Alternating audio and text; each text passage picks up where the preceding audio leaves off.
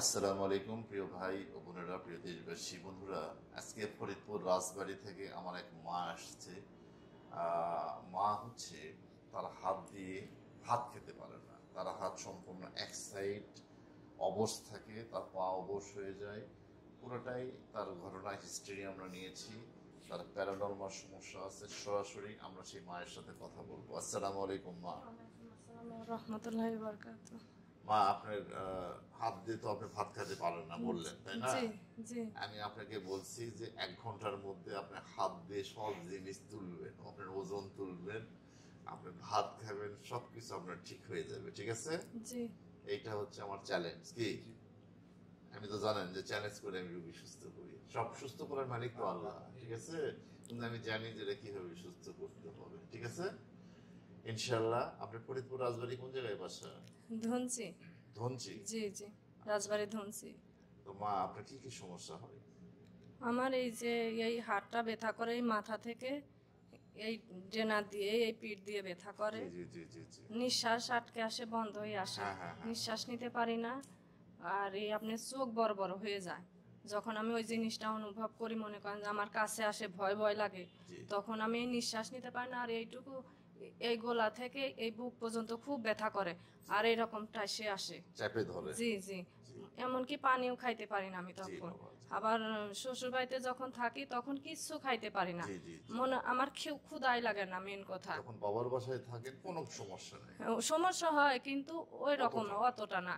কিন্তু শ্বশুর বাড়িতে খুবই সমস্যা, কিন্তু ওই আপনি বাসায় থাকতে পারছি না আপনি আমি, তো এমন বলছিলেন অবস্থা। যে শ্বশুর বাড়িতে যখন আপনি একদিন রোজার সময় আপনার শরীর হঠাৎ করে দুর্বল হয়ে আসে জি, এবং একটা বাতাস, ঠান্ডা বাতাস বাতাস গায়ে লাগে, তাই আপনার বুঝতে গায়ে পারি। লাগে। কিন্তু আপনি আমি দেখতে পাইতাম তখন আচ্ছা, বাতাসটা। লাগার পরে, ঠান্ডা বাতাস লাগার পর থেকে আপনি অসুস্থ, জি তাই না? জি জি। আপনি আপনি তো ওই এটা অনুভব করছেন, ওই তাই না? সর্বপ্রথম আমি ওই ভয়টা পাই, সেই থেকেই আমি এত অসুস্থ। আমি 3 দিন ওই জিনিসটা দেখতে পাইছি। একদিন হলো ওই যে, আম, ভোরে ওই সেহরির সময়, আর 2 দিন দেখতে পাইছি দিনের বেলা ওই সকালে। সকালে উঠান ঝাড়ু দিচ্ছিলাম, তখন দেখি যে আসতেছে, আমার কণ্ঠই অন্যরকম চেঞ্জ বুঝতে হয়ে যায়। পারছি, আপনার কাঁপতে কন্ট্রোল কাঁপতে চেঞ্জ এসে, হয়ে যায়। জি জি, কাঁপতে কাঁপতে মনে করেন যে আমার কাছে আসে, কিন্তু আমার ভিতরে আসে কিনা আমি সেটা বলতে পারবো না। খুব খারাপ হবে, মনে করেন যে আমি কোথায় বলতে পারি না, তখন থেকে চোখ বড় বড় হয়ে যায়। আর আমার এই সারা শরীরই কেমন যেন একটা অস্থির অস্থির লাগে, গা হাত পা দুর্বল কাঁপে, লাগে, দুর্বল মাথা লাগে, ঘোরায়। মাথা ঘোরায়, আর বমি বমি লাগে, জি এরকম জি লাগে। জি জি। আসসালামু আলাইকুম। আপনার আপনি অনুভব করছেন তো আপনার স্ত্রীর এই ধরনের সমস্যা? জি, কি নাম আপনার? আমার নাম এহসানুর রহমান। ফরিদপুর রাজবাড়ি কোন জায়গায় বাসা? এটা আমার ধুনচি, আমার গ্রামের নাম হলো ধুনচি, বাজারের পাশেই। আচ্ছা আচ্ছা। তো এই সমস্যা কতদিন ফেস করতেছেন? এই যে রোজার ভিতর থেকে। আপনিও তো অশান্তির মধ্যে আছেন জি, এটা নিয়ে দীর্ঘদিন। আমি দীর্ঘদিন মানে আমি আমার ব্যবসা বাণিজ্য সবকিছু নষ্ট হয়ে গেছে এর জন্য। আমি দোকানদারি করতে পারতেছি না, ওরা নিয়ে আমাকে এই সমস্যা হওয়ার কারণেই আবার এটা আমার শ্বশুর জি জি জি। আবার পাংশায় নিয়ে যেতে হয়। আচ্ছা আচ্ছা। আসে কিন্তু আবার সেই দিনকে বাচ্চা মানে কাচ্চা 20 বাচ্চা মিনিট হয়েছে টাইম তো? এই লাগে। যে আমার একটা তো ছেলে। আচ্ছা, আসো আসো বাবা আসো। এটা আমার ছেলে। সুন্দর ছেলে, কোনো সমস্যা নেই, ইনশাল্লাহ আজকে থেকে সব ঠিক হয়ে যাবে। ওকে।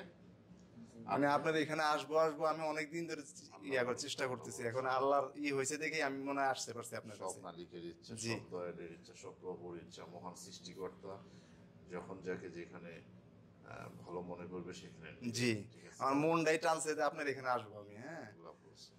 এই জন্য আসছি। ওকে বন্ধুরা, আজকে এই মার চিকিৎসা আমরা করব এবং পরবর্তী তার রিভিউ নেব।